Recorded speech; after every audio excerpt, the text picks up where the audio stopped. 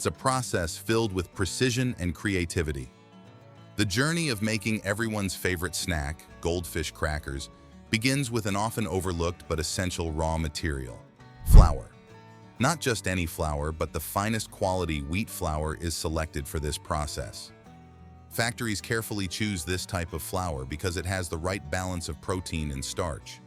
This combination is vital for creating the perfect dough, one that's sturdy enough to hold its shape, but also light and crispy when baked. The wheat used is typically grown in specific regions known for producing grains with a consistent texture, which is crucial to maintaining the product's uniformity.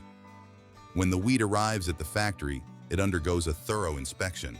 Quality control teams test for moisture content, purity, and protein levels. Every batch of flour must meet strict standards because even the smallest variation can affect the dough's consistency. Only after passing these rigorous checks does the flour move on to the next stage of production. The next major ingredient is cheese, which plays a starring role in giving Goldfish crackers their signature savory flavor. Factories use real cheese, often a mild cheddar, which is carefully selected for its balance of sharpness and creaminess. The cheese arrives at the factory in large blocks, which undergo similar quality control checks to ensure it's up to the task. Inspectors check for texture, moisture, and flavor consistency, rejecting any batch that doesn't meet the exact specifications.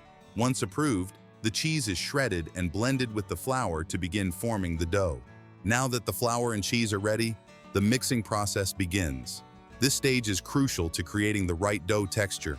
Large industrial mixers combine the flour and cheese with water, yeast, and a bit of seasoning. The yeast plays a small but important role in giving the crackers a slight lift, helping to form tiny air pockets inside that make the final product so delightfully crunchy.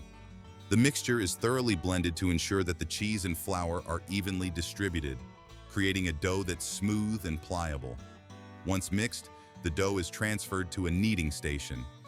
Industrial rollers stretch and fold the dough repeatedly. This process helps develop the gluten in the flour, which gives the dough its elasticity and strength. Too little kneading and the crackers could end up tough.